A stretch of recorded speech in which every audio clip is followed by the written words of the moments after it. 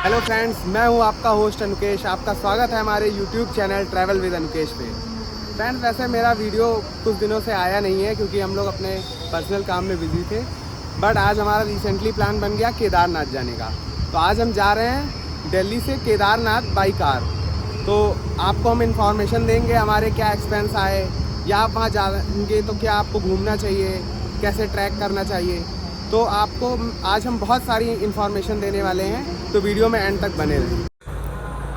दिल्ली से केदारनाथ जी की दूरी लगभग 452 किलोमीटर है, जिसमें 436 किलोमीटर रोड उपलब्ध है, जिसमें आप बाई कार या पब्लिक ट्रांसपोर्ट से जा सकते हैं। उस दूरी को तय करने में लगभग 12 घंटे का समय लगता है और 18 किलोमीटर का ट्रैक है, जो कि गौरीकुंड से स्टार्ट होता है केदारनाथ जी के लिए, जिसमें लगभग आपको 14 घंटे का समय लगेगा।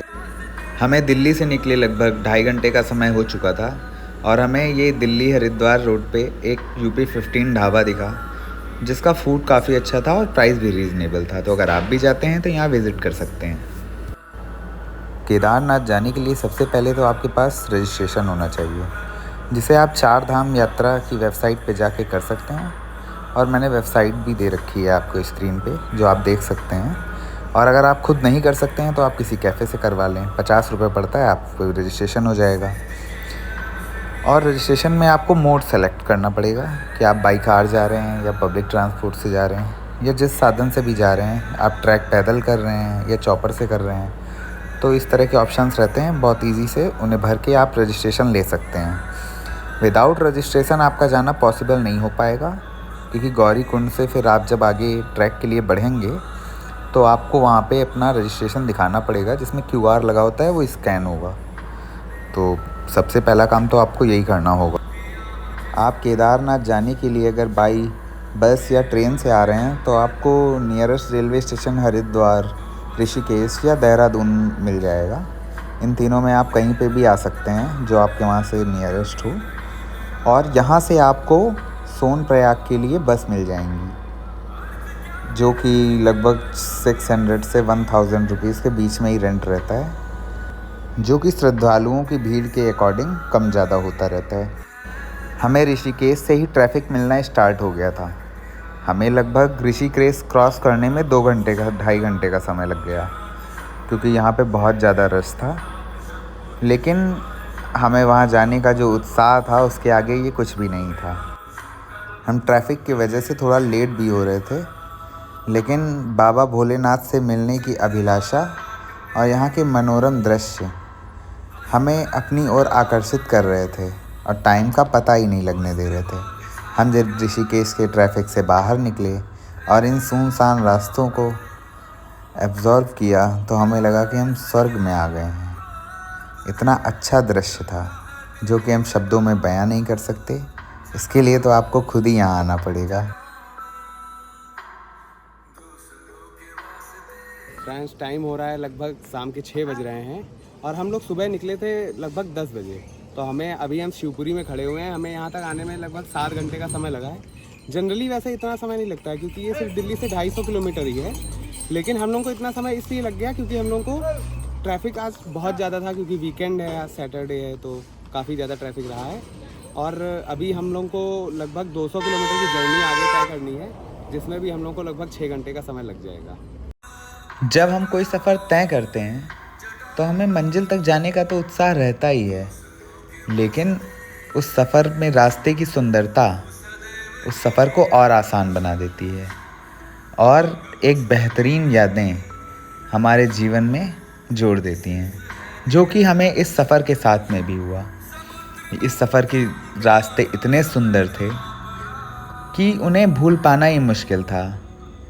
हमें इतना ज़्यादा उत्सुक थे हम आगे का रास्ता और आगे की चीज़ें जानने के लिए, कि यहाँ आने वाली छोटी मोटी कठिनाइयाँ हमें पता ही नहीं चल रही थी। हमारा आगे का सफ़र सिर्फ 200 किलोमीटर का भले बचा था, लेकिन उसमें कम से कम 6 घंटे का समय लगने वाला है, क्योंकि मैदानी क्षेत्र की सड़कें और पहाड़ी क्षेत्र की सड़कों में बहुत अंतर होता है, क्योंकि ये पतली भी होती हैं और हमें यहाँ सावधानी पूर्वक चलना होता है, इसलिए यहाँ पे ज़्यादा समय लगता है। तो हम इन मनोरम रास्तों को देखते हुए और अपना आगे का सफ़र तय कर रहे थे। यहाँ पर लैंडस्लाइड का भी खतरा बना हुआ था, क्योंकि हम लगभग वही 21 से 22 जून के बीच में गए हुए थे, तो थोड़ा बारिश का मौसम भी आ गया था। जगह जगह पे थोड़ी थोड़ी बारिश हो रही थी, और आपको यहाँ पे जगह जगह पे साइन बोर्ड भी दिख रहे होंगे कि जो लैंडस्लाइड के लिए बने हुए थे कि सावधानी से निकलें, इस टाइप के। लेकिन हमें भोलेनाथ ने बुलाया था तो हम जा रहे थे। जैसे जैसे रात हो रही थी, अंधेरा बढ़ता जा रहा था, इस रास्ते की खूबसूरती और बढ़ती जा रही थी। पहाड़ों के रास्ते जितने खूबसूरत दिन में होते हैं, उससे कुछ कम नहीं होते हैं रातों में। यहाँ घाटियों पे स्थित बस्तियाँ और उनमें जलती लाइटें हमारे दिल को छू जाती हैं, जिन्हें हम सिर्फ देख सकते हैं, शब्दों में बयां नहीं कर सकते। यहाँ हमें एक बात और पता चली कि रुद्रप्रयाग से सोनप्रयाग जाने वाला रास्ता रात में 10 बजे के बाद बंद कर दिया जाता है इस समय।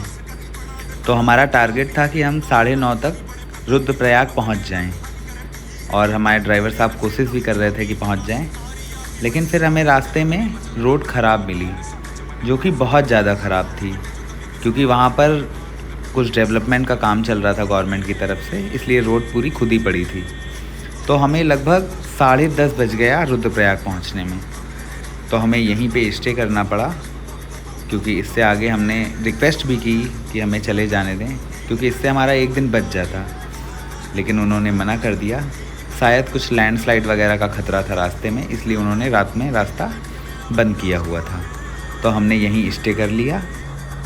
हमने रुद्रप्रयाग में गोविंद होटल में स्टे किया, जो कि रेट के हिसाब से बहुत सही था। हमें ये रूम 1700 पर डे पर मिला, और यहाँ इनका रेस्टोरेंट भी है। फूड भी प्राइस के हिसाब से अच्छा था, और यहाँ से आप नज़ारा तो देख ही सकते हैं कितना सुंदर है। हमारा आज का दिन और ये पार्ट यहीं पे एंड होता है। आगे की इन्फॉर्मेशन हम आपको सेकंड पार्ट में देंगे।